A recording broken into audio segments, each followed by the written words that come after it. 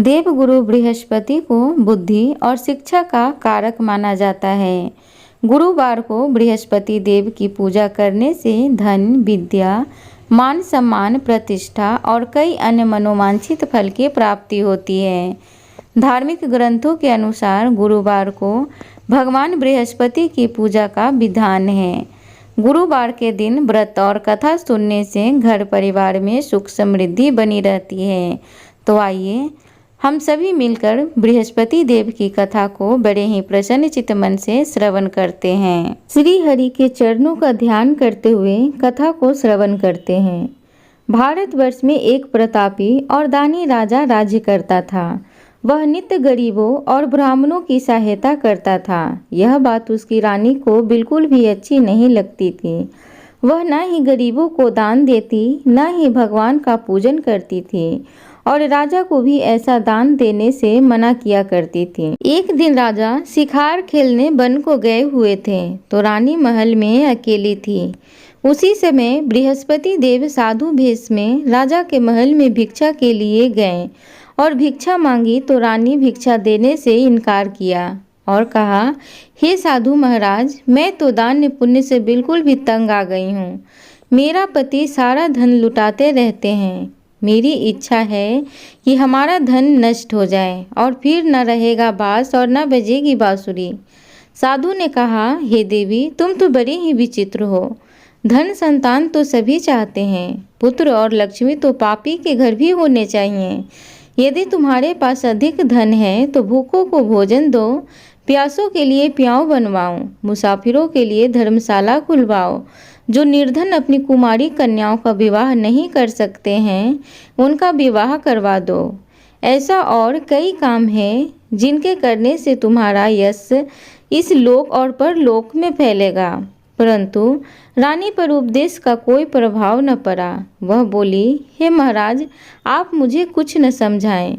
मैं ऐसा धन नहीं चाहती हूँ जो हर जगह बांटती फिरूं। साधु ने उत्तर दिया, यदि तुम्हारी ऐसी इच्छा है तो तथा अस्तु। तुम ऐसा करना कि बृहस्पतिवार को घर को गोबर से लिपना, पीली मिट्टी से अपना सिर धोकर स्नान करना, भट्टी चढ़ाकर कपड़े धोना। ऐसा करने से आपका समस्त धन नष्ट हो जाएगा। इतना कहकर वह साधु महाराज वहाँ से अंतर्ध्यान हो गए। साधु के अनुसार कई बातों को पूरा करते हुए रानी को केवल 3 बृहस्पतिवार ही बीते थे कि उसकी समस्त धन संपत्ति नष्ट हो गई। भोजन के लिए राजा का परिवार तरसने लगा।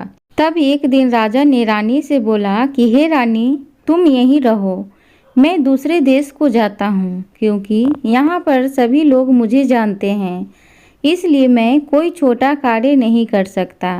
ऐसा कहकर राजा प्रदेश चला गया। वहाँ वह जंगल से लकड़ी काट कर लाता और शहर में बेचता।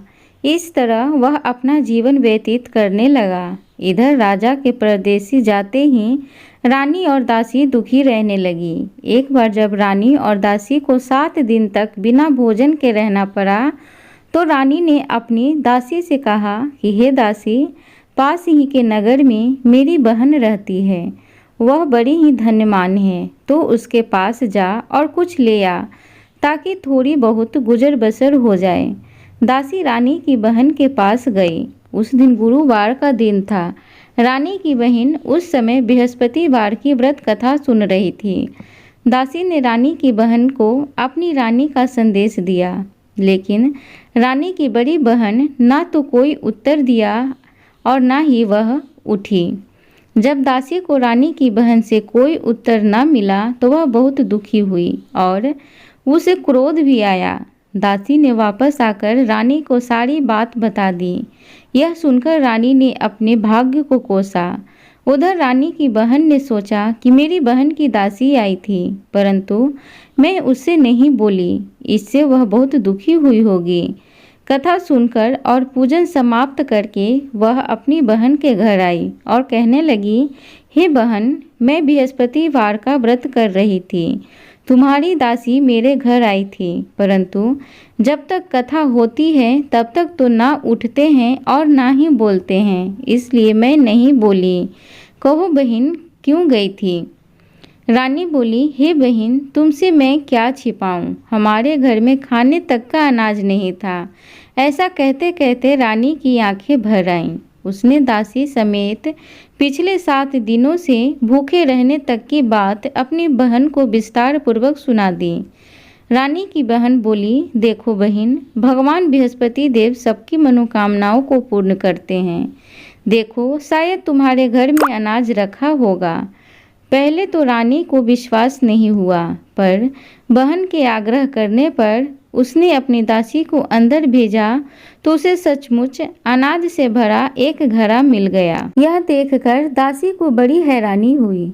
दासी रानी से कहने लगी कि हे रानी, जब हमको भोजन नहीं मिलता तो हम व्रत ही तो करते हैं, इसलिए क्यों न इनसे व्रत और कथा की विधि पूछ ली जाए ताकि हम भी व्रत कर सकें। तब रानी ने अपनी बहन से बृहस्पतिवार के व्रत के बारे में पूछा। उसकी बहन ने बताया, बृहस्पतिवार के व्रत में चने की दाल और मुनक्का से विष्णु भगवान का केले की जड़ में पूजन करें तथा दीपक जलाएं, व्रत कथा सुने और पीला भोजन ही करें। इससे बृहस्पति देव प्रसन्न होते हैं। व्रत और पूजन विधि बताकर रानी की बहन अपने घर को लौट गई। 7 दिन बाद जब गुरुवार आया तो रानी और दासी ने व्रत रखा। घुड़साल में जाकर चना और गुड़ ले आई, फिर उससे केले की जड़ में तथा विष्णु भगवान का पूजन किया। अब पीला भोजन कहाँ से आए? इस बात को लेकर दोनों बहुत दुखी थे। चूँकि उन्होंने व्रत रखा था, इसलिए बृहस्पति देव उनसे प्रसन्न थे। इसलिए वे एक साधारण व्यक्ति का रूप धारण करके 2 थालों में सुंदर पीला भोजन दासी को दे गए। भोजन पाकर दासी प्रसन्न हुई और फिर रानी के साथ मिलकर भोजन ग्रहण किया। उसके बाद वे सभी गुरुवार को व्रत और पूजन करने लगे। बृहस्पति भगवान की कृपा से उसके पास फिर से धन संपत्ति आ गई, परंतु रानी फिर से पहले की तरह आलस्य करने लगी। तब दासी बोली, देखो रानी, तुम पहले भी इसी प्रकार आलस्य करती थी। तुम्हें धन रखने में कष्ट होता था, इस कारण सभी धन नष्ट हो गया, और अब जब भगवान बृहस्पति की कृपा से धन मिलता है तो तुम्हें फिर से आलस्य होता है। रानी को समझाते हुए दासी कहती है कि बड़ी मुसीबतों के बाद हमने यह धन पाया है, इसलिए हमें दान पुण्य करना चाहिए, भूखे मनुष्यों को भोजन कराना चाहिए और धन को शुभ कार्यों में खर्च करना चाहिए, जिससे तुम्हारे कुल का यश बढ़ेगा, स्वर्ग की प्राप्ति होगी और पितृ प्रसन्न होंगे। दासी की बात मानकर रानी अपना धन शुभ कार्यों में खर्च करने लगी, जिससे पूरे नगर में उसका यश फैलने लगा। उधर एक दिन राजा दुखी होकर जंगल में एक पेड़ के नीचे आसन जमाकर बैठ गया। वह अपनी दशा को याद करके व्याकुल होने लगा। बृहस्पतिवार का दिन था। एकाएक उसने देखा कि निर्जन वन में एक साधु प्रकट हुए। वह साधु भेष में स्वयं बृहस्पति देवता थे। लकड़हारे के सामने आकर बोले, हे लकड़हारे, इस सुनसान जंगल में तू चिंता मगन क्यों बैठा है? लकड़हारे ने दोनों हाथ जोड़कर प्रणाम किया और उत्तर दिया, हे महात्मा जी, आप सब कुछ जानते हैं, मैं क्या कहूँ? यह कहकर रोने लगा और साधु को अपनी आत्मकथा सुनाई। महात्मा जी ने कहा, तुम्हारी स्त्री ने बृहस्पति के दिन बृहस्पति भगवान का निरादर किया है, जिसके कारण रुष्ट होकर उन्होंने तुम्हारी यह दशा कर दी है। अब तुम चिंता को दूर करके मेरे कहने पर चलो तो तुम्हारे सब कष्ट दूर हो जाएंगे और भगवान पहले से भी अधिक संपत्ति देंगे। तुम बृहस्पति के दिन कथा किया करो। 2 पैसे के चने मुनक्का लाकर उसका प्रसाद बनाओ और शुद्ध जल से लोटे में शक्कर मिलाकर अमृत तैयार करो। कथा के पश्चात अपने सारे परिवार और सुनने वाले प्रेमियों में अमृत व प्रसाद बांटकर आप भी ग्रहण करो। ऐसा करने से भगवान तुम्हारी सब मनोकामनाएं पूरी करेंगे। साधु के ऐसा वचन सुनकर लकड़हारा बोला कि हे प्रभु, मुझे लकड़ी बेचकर इतना पैसा नहीं मिलता जिससे भोजन के उपरांत कुछ बचा सकूं। मैंने रात्रि में अपनी स्त्री को व्याकुल देखा है। मेरे पास कुछ भी नहीं है जिससे मैं उसकी खबर मांग सकूं। साधु ने कहा, हे लकड़हारे, तुम किसी बात की चिंता मत करो। बृहस्पति के दिन तुम रोजाना की तरह लकड़ियां लेकर शहर को जाओ। तुमको रोज से दुगना धन प्राप्त होगा, जिससे तुम भली भांति भोजन कर लोगे तथा बृहस्पति देव की पूजा का सामान भी आ जाएगा। इतना कहकर साधु महाराज अंतर ध्यान हो गए। धीरे धीरे समय व्यतीत होने पर फिर वही बृहस्पतिवार का दिन आया। लकड़हारा जंगल से लकड़ी काटकर किसी शहर में बेचने गया। उसे उस दिन और दिन से अधिक पैसा मिला। राजा ने चना गुड़ आदि लाकर गुरुवार का व्रत किया। उस दिन से उसके सभी कलेश दूर हुए। परंतु जब दोबारा गुरुवार का दिन आया तो बृहस्पतिवार का व्रत करना भूल गया। इस कारण बृहस्पति भगवान नाराज हो गए। उस दिन उस नगर के राजा ने विशाल यज्ञ का आयोजन किया तथा शहर में यह घोषणा करा दी कि कोई भी मनुष्य अपने घर में भोजन न बनावे, न आग जलावे। समस्त जनता मेरे यहाँ भोजन करने आवे। इस आज्ञा को जो न मानेगा उसे फांसी की सजा दी जाएगी। इस तरह की घोषणा संपूर्ण नगर में करवा दी गई। राजा की आज्ञा अनुसार शहर के सभी लोग भोजन करने गए, लेकिन लकड़हारा कुछ देर से पहुंचा, इसलिए राजा उसको अपने साथ घर लिवा ले गए और ले जाकर भोजन करा रहे थे तो रानी की दृष्टि उसी खूंटी पर पड़ी जिस पर उसका हार लटका हुआ था। वह वहां पर दिखाई नहीं दिया। रानी ने निश्चय किया कि मेरा हार इस मनुष्य ने चुरा लिया है। उसी समय सिपाहियों को बुलाकर उसको कारागार में डलवा दिया। जब लकड़हारा कारागार में पड़ गया और बहुत दुखी होकर विचार करने लगा कि न जाने कौन से पूर्व जन्म के कर्म से मुझे यह दुख प्राप्त हुआ है, और उसी साधु को याद करने लगा जो कि जंगल में मिला था। उसी समय तत्काल बृहस्पति देव साधु के रूप में प्रकट हुए और उसकी दशा को देखकर कहने लगे कि अरे मूर्ख, तूने बृहस्पति देव की कथा नहीं करी, इस कारण तुझे दुख प्राप्त हुआ है। अब चिंता मत कर।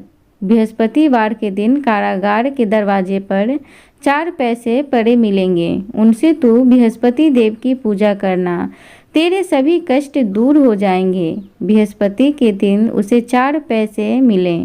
लकड़हारे ने कथा कही। उसी रात्रि को बृहस्पति देव ने उस नगर के राजा को स्वप्न में कहा, हे राजा, तूने जिस आदमी को कारागार में बंद कर दिया है वह निर्दोष है, वह राजा है, उसे छोड़ देना। रानी का हार उसी खूंटी पर लटका है। अगर तू ऐसा नहीं करेगा तो मैं तेरे राज्य को नष्ट कर दूंगा। इस तरह रात्रि के स्वप्न को देखकर राजा प्रातःकाल उठा और खूंटी पर हार देखकर लकड़हारे को बुलाकर क्षमा मांगी तथा लकड़हारे को योग्य सुंदर वस्त्र आभूषण देकर विदा कर दिया। बृहस्पति देव की आज्ञा अनुसार लकड़हारा अपने नगर को चल दिया। राजा जब अपने नगर के निकट पहुंचा तो उसे बड़ा आश्चर्य हुआ। नगर में पहले से अधिक बाग, तालाब, कुएं तथा बहुत से सुंदर मंदिर आदि बन गई हैं। राजा ने पूछा, यह किसका बाग और धर्मशाला है? तब नगर के सब लोग कहने लगे कि यह रानी और दासी का है। तो राजा को बड़ा ही आश्चर्य हुआ और गुस्सा भी आया। जब रानी ने यह खबर सुनी कि राजा आ रहे हैं तो उन्होंने दासी से कहा कि हे दासी, देख, राजा हमको कितनी बुरी हालत में छोड़कर गए थे। हमारी ऐसी हालत देखकर वह लौट न जाए, इसलिए तू दरवाजे पर खड़ी हो जा। आज्ञा अनुसार दासी दरवाजे पर खड़ी हो गई। राजा आए तो उन्हें अपने साथ लिवा लाई। तब राजा ने क्रोध करके अपनी रानी से पूछा कि यह धन तुम्हें कैसे प्राप्त हुआ है? तब उन्होंने कहा, हमें यह सब धन बृहस्पति देव की इस व्रत के प्रभाव से प्राप्त हुआ है। राजा ने निश्चय किया कि 7 रोज बाद तो सभी बृहस्पति देव का पूजन करते हैं, परंतु मैं प्रतिदिन दिन में 3 बार कहानी तथा रोज व्रत किया करूँगा। अब हर समय राजा के दुपट्टे में चने की दाल बंधी रहती तथा दिन में 3 बार कहानी कहता। एक रोज राजा ने विचार किया कि चलो अपनी बहन के यहाँ से हो आवें। इस तरह निश्चय कर राजा घोड़े पर सवार होकर अपनी बहन के यहाँ को चलने लगा। मार्ग में उसने देखा कि कुछ आदमी एक मुर्दे को लिए जा रहे हैं। उन्हें रोककर राजा कहने लगा, अरे भाइयों, मेरी बृहस्पति देव की कथा सुन लो। वे बोले, लो, हमारा तो आदमी मर गया है, इसको अपनी कथा की पड़ी है। परंतु कुछ आदमी बोले, अच्छा कहो, हम तुम्हारी कथा भी सुनेंगे। राजा ने दाल निकाली और जब कथा आधी हुई थी कि मुर्दा हिलने लग गया, और जब कथा समाप्त हो गई तो राम राम करके मनुष्य उठकर खड़ा हो गया। आगे मार्ग में उसे एक किसान खेत में हल चलाता मिला। राजा ने उसे देखा और उससे बोले, अरे भैया, तुम मेरी बृहस्पतिवार की कथा सुन लो। किसान बोला, जब तक मैं तेरी कथा सुनूंगा तब तक 4 हरैया जोत लूंगा। जा अपनी कथा किसी और को सुनाना। इस तरह राजा आगे चलने लगा। राजा के हटते ही बैल पछाड़ खाकर गिर गया तथा किसान के पेट में बड़े जोर का दर्द होने लगा। उस समय उसकी माँ रोटी लेकर आई।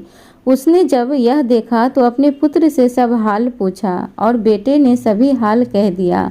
तो बुढ़िया दौड़ी दौड़ी उस घुड़सवार के पास गई और उससे बोली कि मैं तेरी कथा सुनूंगी, तू अपनी कथा मेरे खेत पर चलकर ही कहना। राजा ने बुढ़िया के खेत पर जाकर कथा कही, जिसके सुनते ही वह बैल उठकर खड़ा हुआ और किसान के पेट का दर्द भी बंद हो गया। राजा अपनी बहन के घर पहुंचा। बहन ने भाई की खूब मेहमानी की। दूसरे रोज प्रातःकाल राजा जगा तो वह देखने लगा कि सब लोग भोजन कर रहे हैं। राजा ने अपनी बहन से कहा कि ऐसा कोई मनुष्य है जिसने भोजन नहीं किया हो, मेरी बृहस्पतिवार की कथा सुन ले। बहन बोली, हे भैया, यह देश ऐसा ही है कि पहले यहाँ लोग भोजन करते हैं, बाद में अन्य काम करते हैं। अगर कोई पड़ोस में है तो मैं देख आऊं। वह ऐसा कहकर देखने चली गई, परंतु उसे कोई ऐसा व्यक्ति नहीं मिला जिसने भोजन न किया हो। अतः वह एक कुम्हार के घर गई जिसका लड़का बीमार था। उसे मालूम हुआ कि उनके यहाँ 3 रोज से किसी ने भोजन नहीं किया है। रानी ने अपने भाई की कथा सुनने के लिए कुम्हार से कहा। वह तैयार हो गया। राजा ने जाकर बृहस्पतिवार की कथा कही, जिसको सुनकर उसका लड़का ठीक हो गया। अब तो राजा की प्रशंसा होने लगी। एक रोज राजा ने अपनी बहन से कहा कि हे बहन, हम अपने घर को जाएंगे, तुम भी तैयार हो जाओ। राजा की बहन ने अपनी सास से कहा।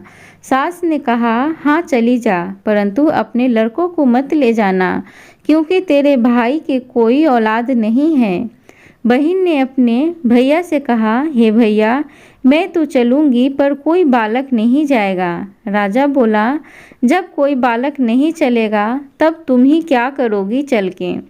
बड़ी दुखी मन से राजा अपने नगर को लौट आया। राजा ने अपनी रानी से कहा कि हम निर्वंशी हैं, हमारा मुख देखने का धर्म नहीं है और कुछ भोजन आदि नहीं किया। रानी बोली, हे प्रभु, बृहस्पति देव ने हमें सब कुछ दिया है, वह हमें औलाद भी अवश्य देंगे। उसी रात को बृहस्पति देव ने राजा से स्वप्न में कहा, हे राजा, उठ, सभी सोच त्याग दे, तेरी रानी गर्भ से है। राजा को यह बात सुनकर बड़ी खुशी हुई। 9वें महीने में उसके गर्भ से एक सुंदर पुत्र पैदा हुआ।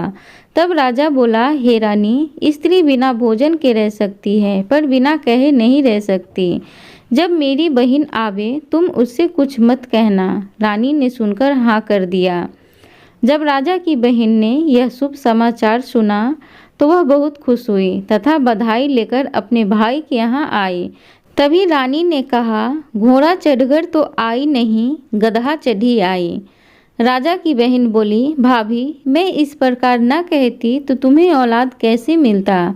बृहस्पति देव ऐसे ही हैं, जैसी जिसके मन में कामनाएं हैं सभी को पूर्ण करते हैं। जो सद्भावना पूर्वक बृहस्पतिवार का व्रत करता है एवं कथा पढ़ता है अथवा सुनता है और दूसरों को सुनाता है, बृहस्पति देव उसकी सभी मनोकामनाएं पूर्ण करते हैं। भगवान बृहस्पति देव उसकी सदैव रक्षा करते हैं। संसार में जो मनुष्य सद्भावना से भगवान जी की पूजन व व्रत सच्चे हृदय से करते हैं तो उनकी सभी मनोकामनाएं पूर्ण करते हैं। जैसे सच्ची भावना से रानी और राजा ने उनकी कथा का गुणगान किया तो उनकी सभी इच्छाएं बृहस्पति देव जी ने पूर्ण की थी। इसलिए पूर्ण कथा सुनने के बाद प्रसाद लेकर जाना चाहिए। हृदय से उनका मनन करते हुए जयकारा बोलना चाहिए। बोलो बृहस्पति देव की जय, भगवान विष्णु की जय। प्रिय, एक अन्य कथा के अनुसार प्राचीन काल में एक ब्राह्मण रहता था। वह बहुत निर्धन था, उसके कोई संतान नहीं थी। उसकी स्त्री बहुत मलिनता के साथ रहा करती थी। वह स्नान न करती, किसी देवता का पूजन भी नहीं करती। इससे ब्राह्मण देवता बड़े दुखी थे। बेचारे बहुत कुछ कहते किंतु उसका कुछ परिणाम न निकला। भगवान की कृपा से ब्राह्मण की स्त्री के कन्या रूपी रत्न पैदा हुआ। कन्या बड़ी होने पर प्रातः स्नान करके विष्णु भगवान का जाप व बृहस्पतिवार का व्रत करने लगी। अपने पूजन पाठ को समाप्त करके विद्यालय जाती तो अपनी मुट्ठी में जौ भर के ले जाती और पाठशाला मार्ग में डालती जाती। तब ये जौ स्वर्ण के हो जाते। लौटते समय उनको बीनकर घर ले आती।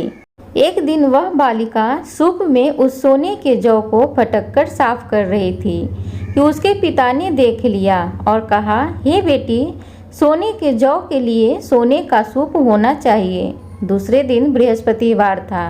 इस कन्या ने व्रत रखा और बृहस्पति देव से प्रार्थना करके कहा, मैंने आपकी पूजा सच्चे मन से की हो तो मेरे लिए सोने का सूप दे दो। बृहस्पति देव ने उसकी प्रार्थना स्वीकार कर ली।